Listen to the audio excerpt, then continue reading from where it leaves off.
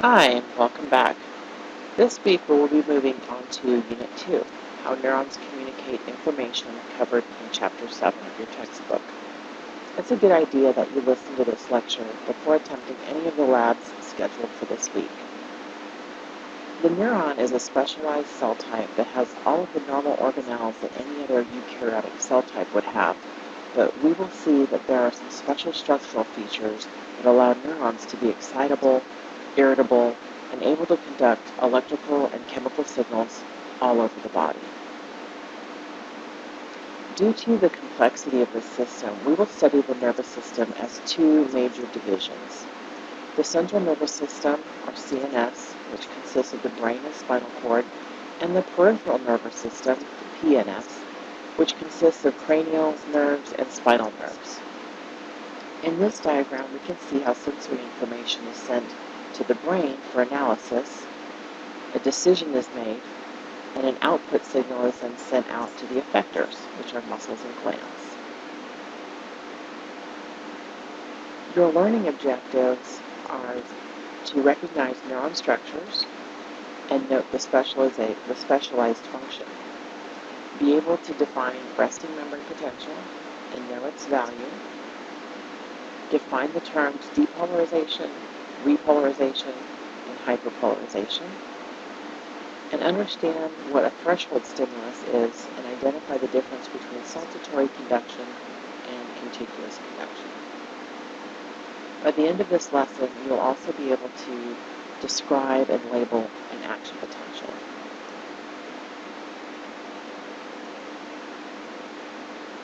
Familiarize yourself with the pathways into and out of the central nervous system, shown over here on the left.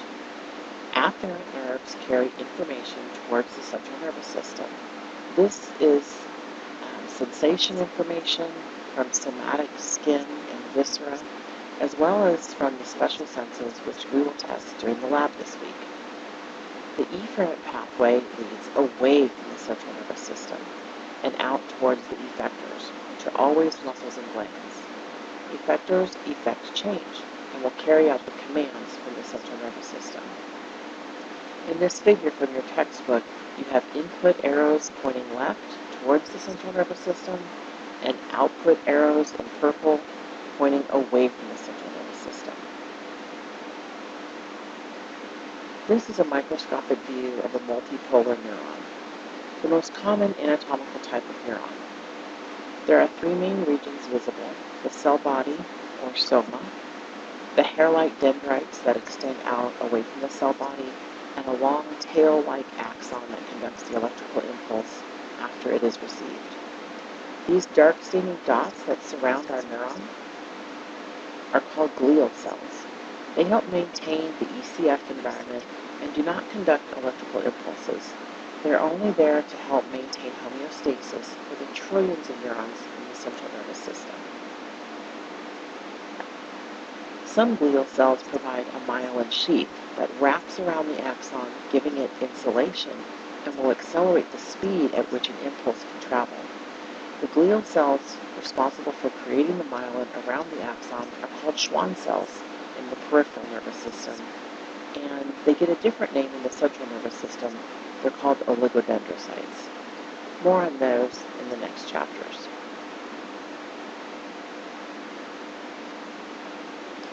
Here is a look at a myelinated axon conducting an electrical impulse. See the red arrows? These are indicating the direction of travel. This type of electrical conduction that uses myelination is called saltatory conduction.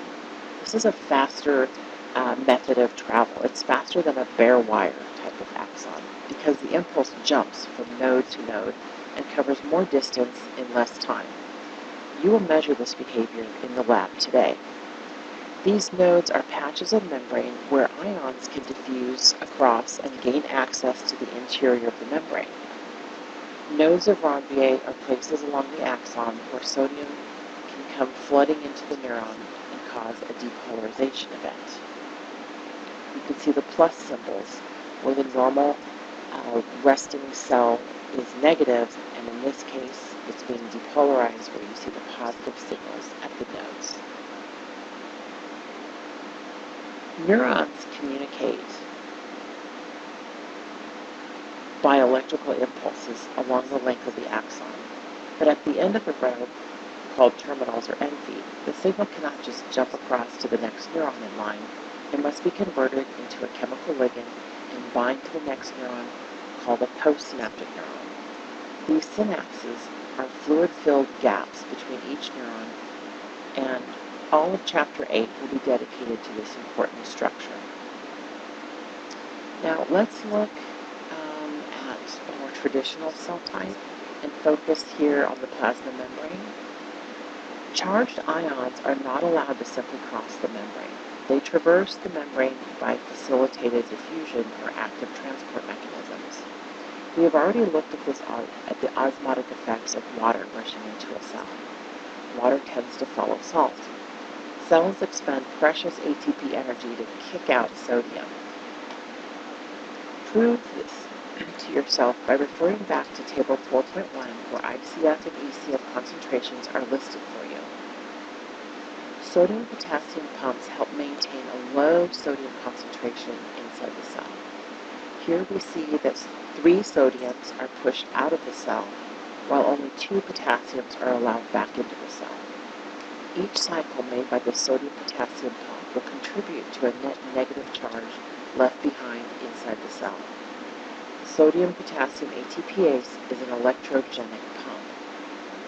Because of the 3:2 ratio, 3 positives are leaving and 2 positives come back into the cell.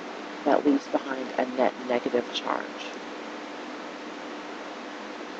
Here we zoom into the membrane even closer.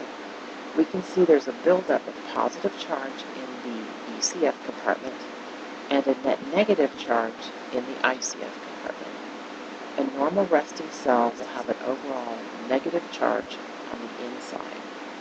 We will measure this during lab number 3 and prove that the resting membrane potential is a -70, and that's measured in millivolts. The pathway for diffusion is a net movement of potassium out of the cell due to its concentration gradient, and we see the sodium will naturally move in the opposite direction, towards the ICF. The large purple protein embedded in the membrane is the sodium-potassium pump. It actively transports sodium and potassium against their concentration gradients in order to establish and maintain the negative interior of the cell. Again, this is measured in millivolts. You're also given concentrations for sodium and potassium and chloride ions, and that is in millimolar.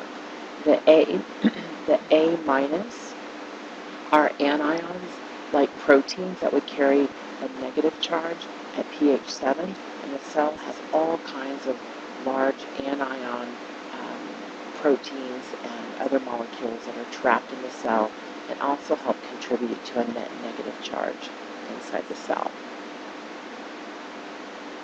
The membrane is highly permeable to potassium, and there are some vocab terms here on this slide for you to go ahead and study, and these will help you with homework 3. Let's pause here and make sure we understand the material so far. First, do you understand what is meant by membrane potential? You can think of a neuron as a tiny capacitor. It stores electrical energy by the separation of positive and negative charges. If you need to go back and reread chapters 4 and 5, now is the time to do that, and try to appreciate the contribution of the sodium-potassium pumps in the maintenance of the resting membrane potential.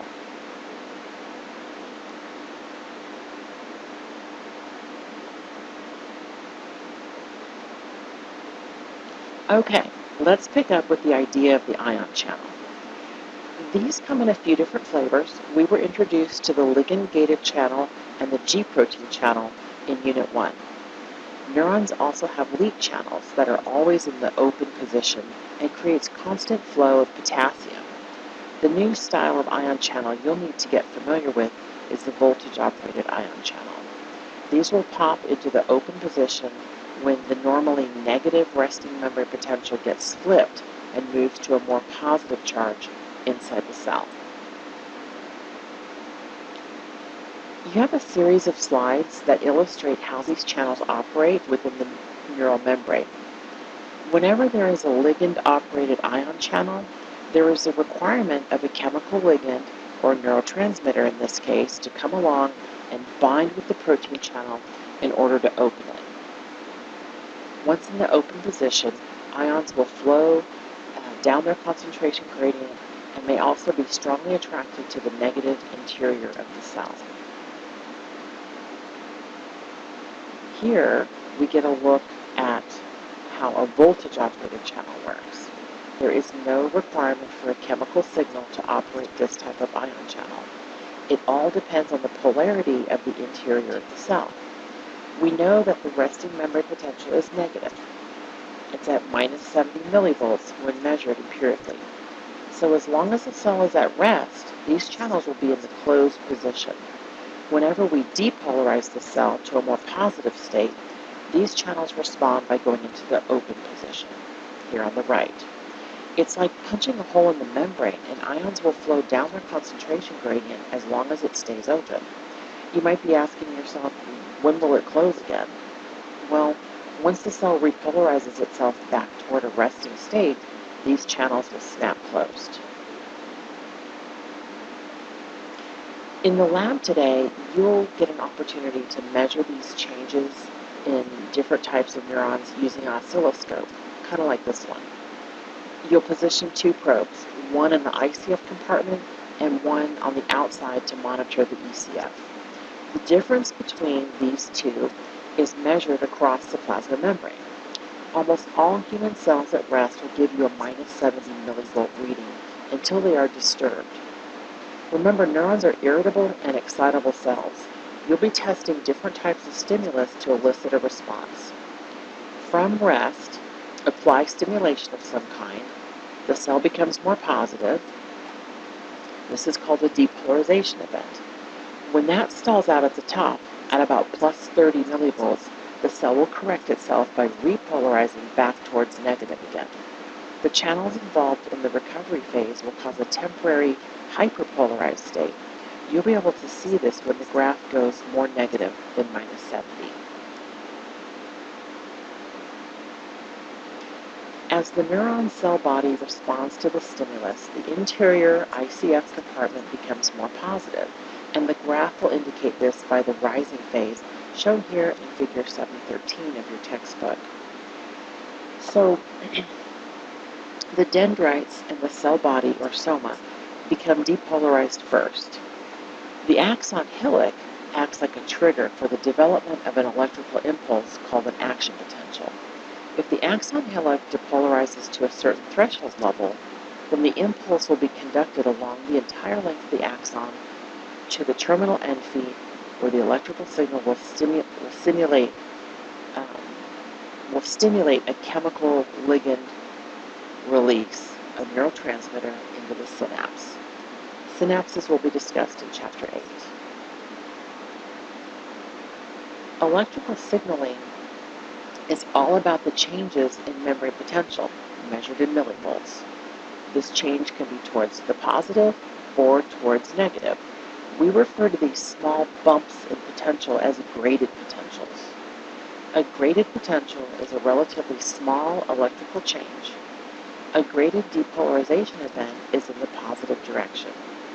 A graded hyperpolarization event is in the negative direction. Remember, our resting membrane potential is at minus 70. And what makes this a graded response is that these are all going to be below a certain threshold level of depolarization. In this figure from your book, let's call the minus 50 millivolt line the threshold. As a rule, everything below minus 50 is called a graded potential. See how it qualifies whether the potential moves in the positive or negative direction? As long as it's below minus 50, it's a graded potential. You can also refer to this concept graph on page 30, figure 3, in your lab manual assigned for this week. An action potential, on the other hand, is a large depolarization event that meets threshold level and surpasses it with a maximum of plus 30. That's a 100 millivolt total change. These large events constitute the electrical impulses that are sent all over the body for control of muscles, comprehension of the world around you, and even the creation of memories. What makes action potentials capable of all of this? The fact is that they don't decrease over time or distance. The peak height on an action potential will stay the same all the way to its destination. These powerful events are considered all or none. They either happen all the way or not at all. The depolarization has to rise high enough to meet threshold in order to become an action potential. In Figure 7:16, this shows the three phases of an action potential. All cells are at a resting state until some stimulus comes along to disturb them. The disruption causes a depolarization event to the point of threshold and then continues to positive 30 millivolts there at the top, where the cell then starts to repolarize and recover back towards resting. The recovery phase lasts a little longer than it should, which causes the cell to be temporarily hyperpolarized, and then it adjusts back to resting. The ions that flood into the neuron during these phases correspond to sodium in the rising phase and potassium in the recovery and hyperpolarizing phase. Whenever sodium enters the cell, it will cause a depolarization event, and the return of potassium into the cell will always help contribute to the normal resting phase. The sodium-potassium pumps are at work pushing out the excess sodium and returning the potassium levels back to normal inside the cell.